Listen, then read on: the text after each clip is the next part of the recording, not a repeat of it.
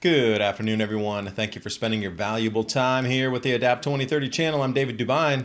Generations shaping cycles, cycles shaping generations. The crash wave is now. Many indicators, street lights turned off in Europe. French citizens don't come to Heathrow, banning flights and numbers of visitors. Germany warm-up spaces, that's old news. Hanover starts to turn off all hot water to public spaces today. European gas storage, way down. Plans already for which essential workers get gas. And when major food shortages come, don't be surprised when you're going to need a digital ID to get them, just like in Sri Lanka and Indonesia to get cooking oil. Economists always ahead of the wave. And if you see any comments like this, fake accounts impersonating myself, and it seems to be a scourge which YouTube refuses to touch.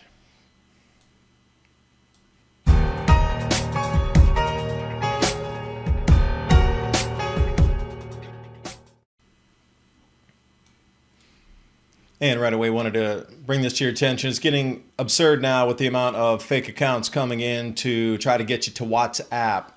Anything that you see with the WhatsApp address anywhere is a fake account. I never ask for money. I never ask you to contact me directly for private conversations either. Fake accounts, steer clear.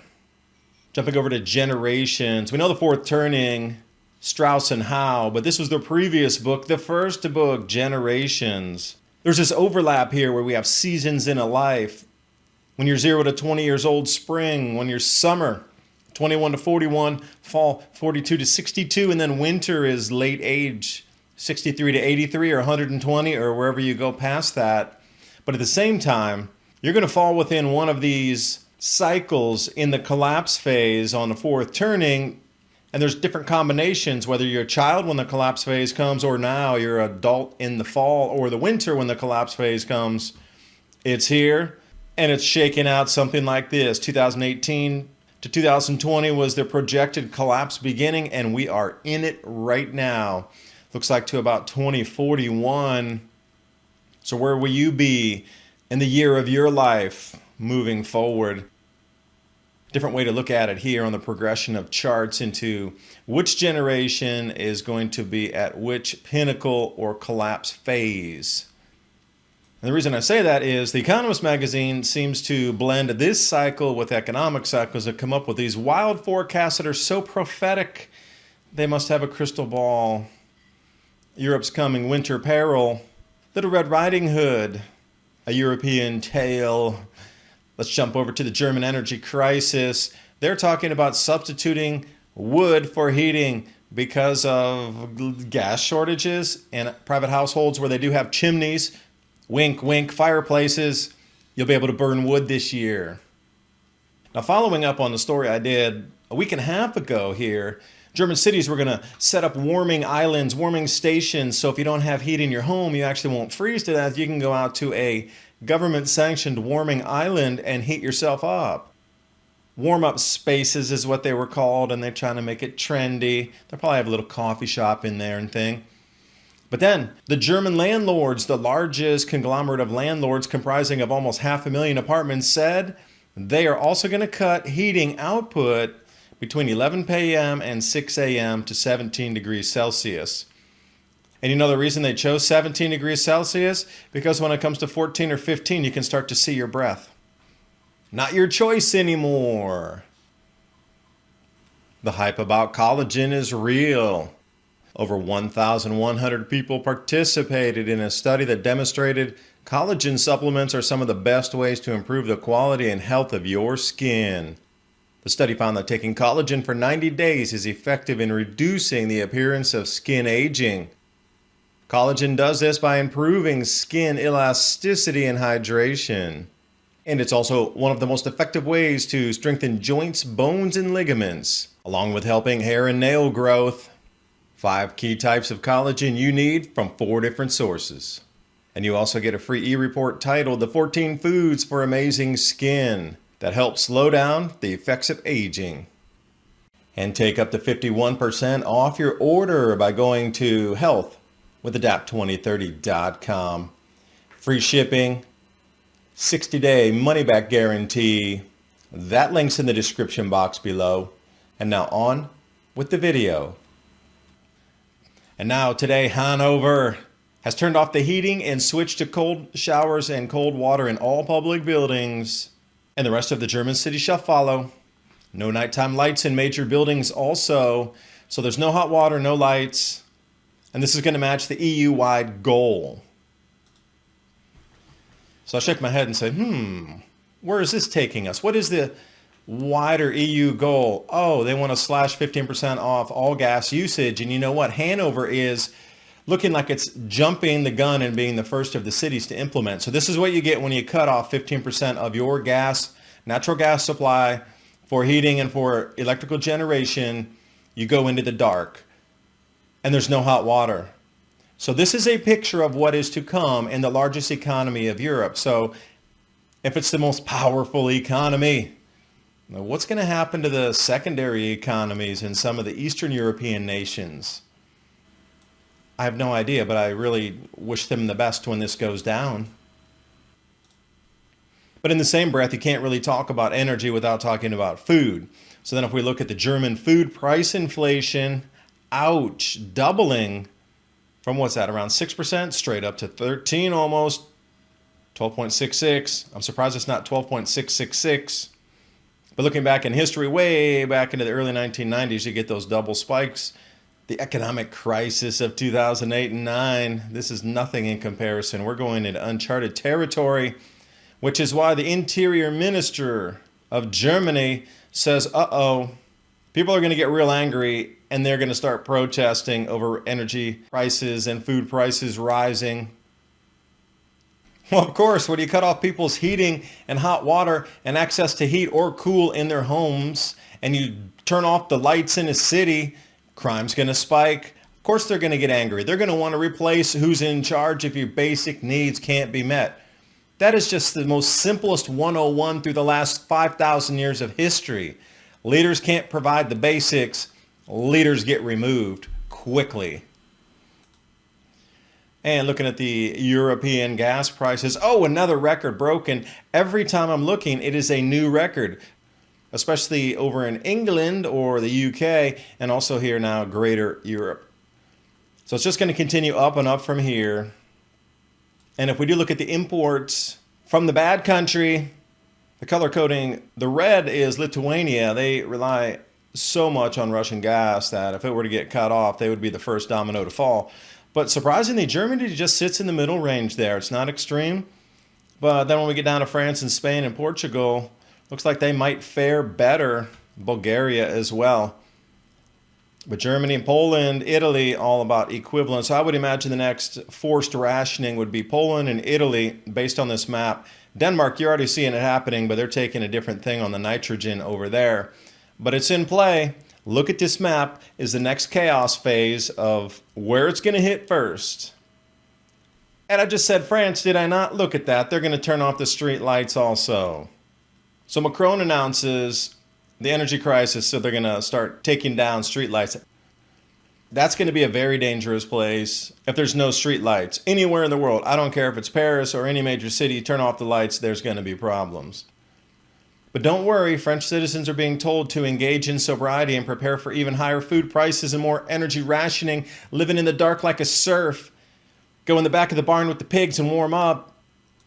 And here's where the rubber meets the road, European gas storage. This is a frightening chart, absolutely frightening chart if you understand what this means here. So generally, over August and into early September, they would top out and be nearly at 100%, just like Latvia. And they should be close in the 80s right now to getting these reserves full. So if you go midway down, you see Germany already going into complete rationing and turning off power, hot water, lights out, France as well. And they're only at 16% of their annual storage and their annual consumption. This is going to be a literal nightmare scenario. Little Red Riding Hood's going to get eaten. So as this chart plays out, as soon as you're moving down from France, the lower it goes, the more economic problems they're going to have because they won't be able to manufacture, have electricity, and the transportation will stop. Speaking of which, the Irish Times already beaten me to it. More than 40 groups of essential workers will be prioritized in emergency fuel rationing plan. See, they already understand this is in play and it's going to happen. So, severe disruptions, they already have critical groups listed, and you are going to get a digital rationing card to access that. And household energy bills set to soar by more than 3,300 pounds. That's a lot of extra money to keep yourself warm in your home.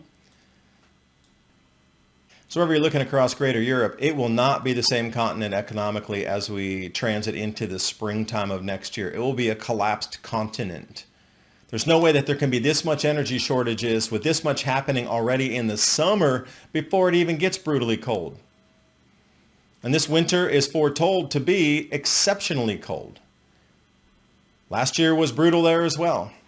So as we move through this next set of the Tonga ash eruption that's going to be cooling, with the albedo effect, which I'll be doing a video here on the Southern Hemisphere crop production affected by ash from Tonga already, and also the La Nina El Nino flip and the North Atlantic oscillation moving jet streams in different places. Cold is on the way in Europe, all in time for this here.